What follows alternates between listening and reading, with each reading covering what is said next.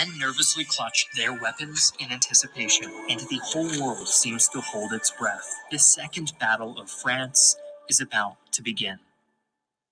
If you'd like to fight your own great battle, I particularly successful campaigns in North Africa and Sicily, but were quickly dashed during the invasion of mainland Italy, which had been intended to open an easy route straight to Germany's doorstep.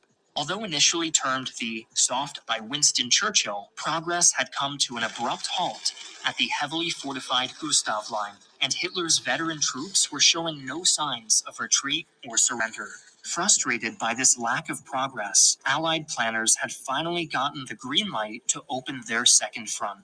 After years of careful deliberation, the invasion of Normandy, codenamed Overlord, was finally commencing. The Allied units involved in the operation consisted of the American First Army and the British Second Army under the overall command of Dwight D. Eisenhower. Each army was assigned to one or more of the 5 Normandy landing sites, codenamed Utah, Omaha, Gold, Sword, and Juno. Over 140,000 men would be involved in the initial attack, which was set to hit all beaches simultaneously in the early hours of June 5th. However, due to poor weather conditions, the invasion was launched on June 6th. The Commonwealth forces landing at Gold, Juno, and Sword beaches were tasked with capturing Caen, an important rail and road hub, as well as the nearby Copycat airfield. Further west, the American forces would be faced with a bloody struggle for the possession of beaches Omaha and Utah. Their objective was to isolate the Cotentin Peninsula, which contained the vital port city of Cherbourg. Facing every landing army were the formidable defenses of the Atlantic Wall, which had thus far proved almost immune to Allied air raids, and was manned by roughly 50,000 German soldiers. Although a naval bombardment 2 hours prior to the landings had managed to crack open a few of the German bunkers, a number of heavy guns remained intact and opened fire on the approaching landing craft.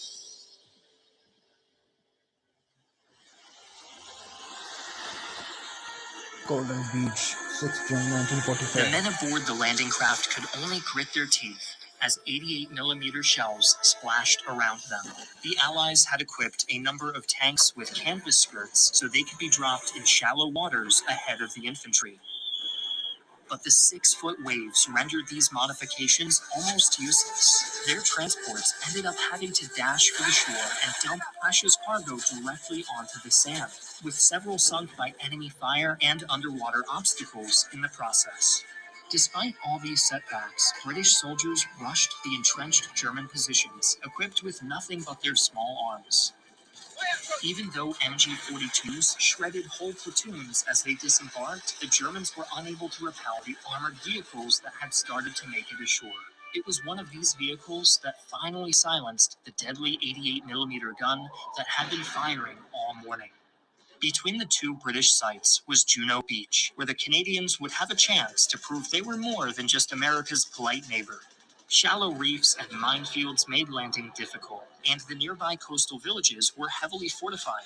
However, while sustaining heavy casualties, the brave men of the Canadian 3rd Infantry Division broke through the German defenses and secured Juno by mid-afternoon. Having achieved their initial objective, the 3rd Division linked up with British forces from Gold Beach and pushed inland, further fracturing the disorganized German line.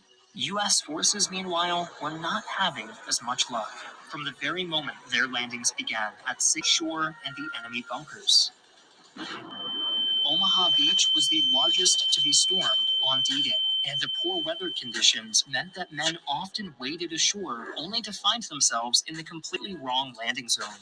With nowhere to hide, these confused soldiers were forced to form ad hoc units and simply press forwards toward the nearest source of enemy fire, their greater objectives forgotten in the chaos of the moment.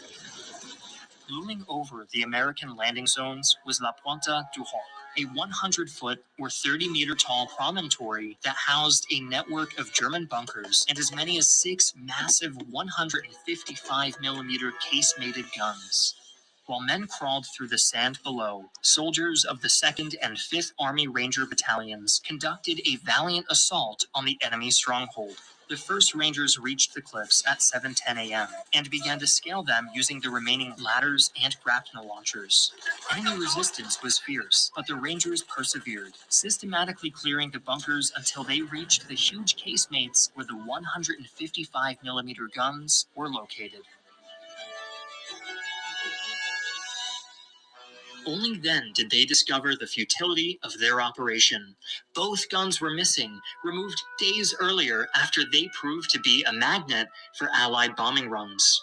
In total, the 225-man assault force left nearly half of their number lying dead or wounded, their heavy casualties as much the fault of Allied intelligence as anything else.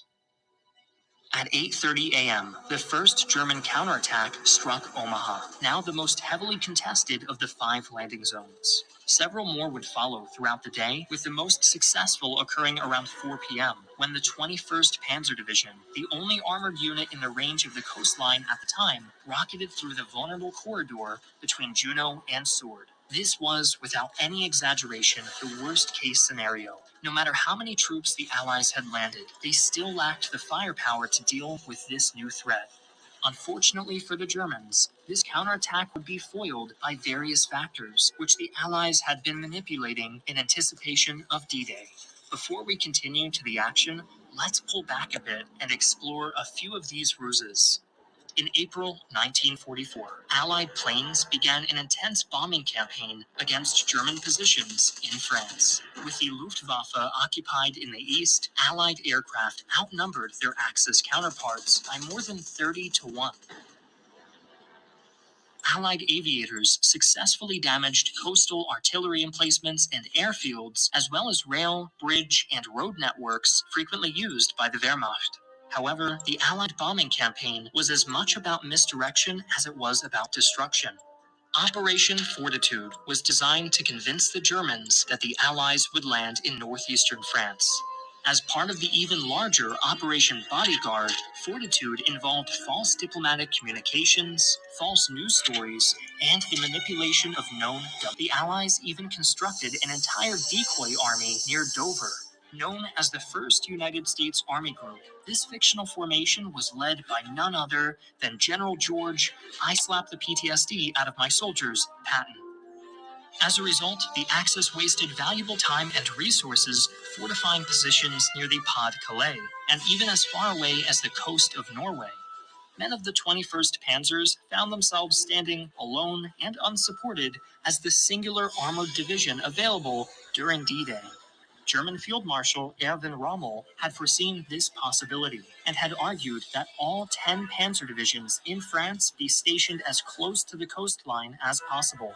Ultimately, the divisions were split up all over France. But deception alone wasn't enough for the Allies. Troops needed to be inserted behind enemy lines just prior to the landings in order to further disrupt the German response. The only way to do this was via airdrops. Despite the risk, 1 British and 2 American airborne divisions were scheduled to drop on the morning of the invasion. As they approached their drop zones, the C-47 Dakota transport planes of the American 101st and 82nd Airborne Divisions found themselves subject to unexpectedly heavy anti-aircraft fire. Thanks to this flak, many paratroopers ended up scattered across Normandy. However, enough men landed in their intended zones to prevent the arrival of German reinforcements. British paratroopers were responsible for capturing 2 heavily defended bridges, which they held against repeated attacks from German tanks and artillery. One location was later renamed Pegasus Bridge after the shoulder emblem of the British paratroopers who captured it and held it during D-Day. Members of the 101st and 82nd Divisions also destroyed or captured several other bridges in the Normandy area, further delaying the German response. As D-Day drew to its bloody close, thousands of Allied soldiers lay dead with precious little to show for their sacrifices. Don't Although they forget, had pushed subscribe my several channel. miles inland, only Gold and Juno beaches had linked up successfully. The other beaches, especially Omaha, were still very exposed. Optimistic Allied planners had assumed that by now, several towns would be under siege and the Cotentin Peninsula would be on the verge of isolation. The reality was that the Allies had failed to achieve any of these objectives and could not hope to hold the beaches against a determined assault. The counterattack by the 21st Panzer Division had been particularly devastating as it prevented forces from Sword and Juno beaches from linking up, thwarting the Allied thrust towards Caen. But as we mentioned before, several factors foiled this assault, the primary one being Allied air superiority, which annihilated the German armored columns, forcing them back from the beaches. After a week spent scrounging up men and materiel, British forces attempted an armored assault on the small town of Villers-Bocage, but were driven back. To make matters worse, resupply efforts were hampered by storms that prevented the deployment of artificial harbors. 2 weeks later, British reinforcements launched Operation Epsom with the aim of finally capturing Caen, which was now being defended by a full 8 panzer divisions, including 2 battalions of deadly Tiger tanks. Thanks to this massive concentration of German armor, the British were repulsed on June 30th after achieving only modest gains. These repeated failures caused tension at Allied headquarters, especially surrounding Bernard Montgomery, who conceived of Epsom. This wouldn't be his last blunder on the Western Front. At this point, the Germans were also suffering from their own supply shortages. With the war in the East taking priority above all else, many of the 60 or so divisions of Army Group B stationed in northern France were severely understrength and lacked heavy equipment. Any attempts to mass the panzers into a decisive force were foiled by Allied bombardment, and sabotage by the French resistance meant that German communications were unreliable at best. The Americans, in particular, benefited from this situation and spent the rest of the month besieging the port city of Cherbourg, capturing it on June 29th. Unfortunately, the German garrison had sabotaged the port and filled the harbor with mines, rendering it unusable until late August, meaning that the Allies still didn't have a functioning port to bring in adequate reinforcements and supplies. Over in the east, the Canadians finally captured the Copycat airfield on July 9th. However, the British were unable to capitalize on this success and spent most of July banging their heads against the defenses of Caen to no avail. While progress was slow on the eastern side of Normandy, over in the west, the Americans began to work their way west, taking the Saint-Lô Heights just a day after the Desert Fox's unlucky brush with a fighter plane. Though the combat was brutal, the Americans ultimately prevailed, and their success set the stage for the final breakout from Normandy, Operation Cobra. On July 25th, Allied air support began performing danger close missions against fortified German positions outside Cherbourg. Although highly controversial, the results spoke for themselves, and the German left flank swiftly began to withdraw. The ensuing Allied advance was slow due to the American forces having to push through fields sowed with a bountiful crop of German landmines just waiting for the tread of an Allied boot. By this point in the invasion, hedgerow warfare was becoming a fact of life. Normandy was covered by thick, dense hedges that served mostly to divide up sections of farmland. Often over 5 meters or 16 feet tall, they provided excellent cover for German infantry, disrupting lines of fire and turning simple fields into miniature fortresses that had to be cleared out one by one, at great cost to the attackers. But despite the nightmare that was the French countryside, the Americans pushed south and reached Avranches by July 30th. With Allied forces moving into Brittany, the Germans still defending Caen were in danger of encirclement. But before they could retreat, the infamous July Plot occurred. This plot was an attempt by several top-ranking German officers to assassinate Hitler and sue for peace with the Allies. Erwin Rommel had supposedly sympathized with some of the plotters, and his involvement was revealed when it collapsed on July 20th. As a result, he was forced to take his own life. Deeply mistrustful of his remaining generals, Hitler took charge of the situation in Normandy himself and demanded an immediate counterattack. By this time, the American spearhead was being led by the newly arrived Third Army. George Patton, now in charge of real soldiers, captured Brittany in the first week of August. At this time, the Germans were busy putting together a heavy assault force consisting of 2 regular and 2 SS panzer divisions. These were intended to cut a swath through U.S. forces behind the spearhead, splitting up the leading elements and allowing the Third Reich to achieve a good old-fashioned encirclement. Had the Wehrmacht successfully hidden this force, they might have actually pulled it off, but few Axis plans stayed secret in 1944. When the Panzers attacked on August 7th, they were met with a devastating ambush by Allied anti-tank units.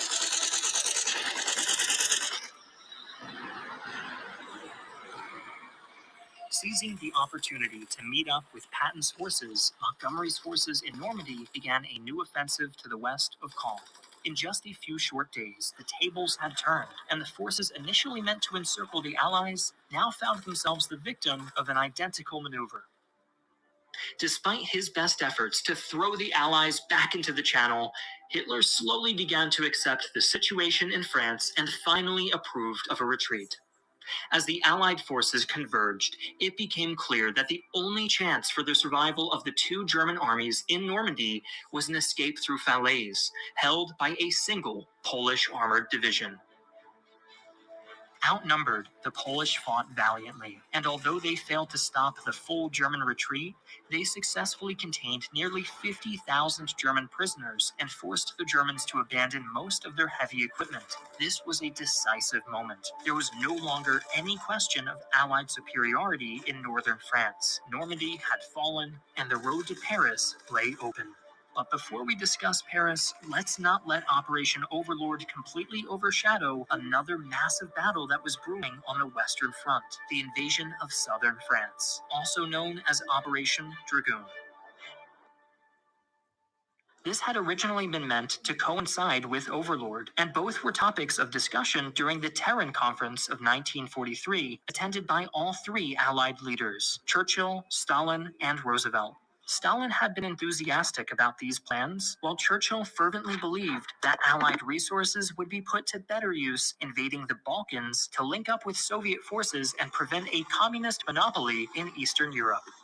Ultimately, the discussion was settled when Franklin D. Roosevelt agreed with Stalin that the time had come for a cross-channel operation. Overlord was subsequently greenlit, but Dragoon would be shelved for the time being due to logistical concerns. However, the plan was revisited after storms destroyed the artificial harbor at Omaha Beach, which, combined with the sabotage of Cherbourg, created a massive backlog in Allied shipping. As a result, the capture of such ports as Marseille and Toulon suddenly became the clearest solution to the logistical crisis in the north. Although Churchill remained vehemently opposed to the idea, General Charles de Gaulle threw his support behind it. This operation would require a large-scale amphibious invasion involving over 500,000 men and would later be reinforced by the Free French. By contrast, German forces occupying southern France consisted of just 11 divisions under Army Group G. The three beaches chosen for the initial landings were designated Alpha, Delta, and Camel. Before the invasion began, the southern branch of the French resistance began a large-scale campaign of sabotage and guerrilla warfare. Unlike the scattered opposition it had been during the early stages of the occupation, the resistance in 1944 was now operating as a paramilitary force officially recognized as the French Forces of the Interior, or FFI. With the help from Allied commandos, the FFI blew up bridges, cut power lines, jammed communications, and attacked isolated German units. Free French commandos were also tasked with silencing the artillery perched atop the daunting 107-meter or 350-foot-high cliffs on the mainland. Known as Operation Romeo, this raid involved 800 men. The attack was a major success, with the commandos killing or capturing about 1,000 enemy soldiers while sustaining only a few dozen casualties themselves. This was all merely a prelude to the landings themselves, which took place on August 15th. German soldiers were jolted from their bunks by the sudden scream of air raid sirens. As they scrambled for their gear, the first bombs began to drop, shaking the ground and shattering their hardened concrete bunkers. There was no escape. Thousands of bombers clogged the skies, their pilots relishing in the near-complete air superiority possessed by the Allies. A full-scale naval bombardment followed, with artillery shells up to 14 inches in diameter raining down on the stunned Germans. Although the barrage eased as the transports neared their landing zones, few defenders were willing to take advantage of the reprieve. Alpha and Delta beaches fell with minimal resistance, but Camel Beach held out stubbornly. It was the most heavily defended beach, and throughout repeated shelling and bombing, one section remained defiant, successfully resisting Allied landings until it could be flanked by troops from other zones. Many hard lessons had been learned after the 10,000 casualties on D-Day, and ultimately, the Allies would pay a toll of only 700 dead or wounded for their passage across the Mediterranean. Despite this initial success, the invasion had only just begun. On the morning after the landings, 4 German battalions staged a two-pronged counterattack. Although there was fierce fighting, the offensive was doomed by low morale, bad communication, and a chronic shortage of heavy equipment. The scattered remnants of the German forces were eventually forced to retreat, leaving the Allies free to pour ashore. German commanders now accepted that their positions were unsalvageable. After consultation with the Führer, a withdrawal order was given for Army Group G, but all defensible locations within French territory were to remain manned and resist as long as possible. This uncharacteristic retreat caught the Allies by surprise. In response, the ad hoc task force Butler was thrown together and doggedly pursued Army Group G hundreds of miles inland. In an ironic twist of fate, Allied armor now sped ahead of the main advance, just as the Panzers had during the invasion of France less than 5 years prior. Back in the north, a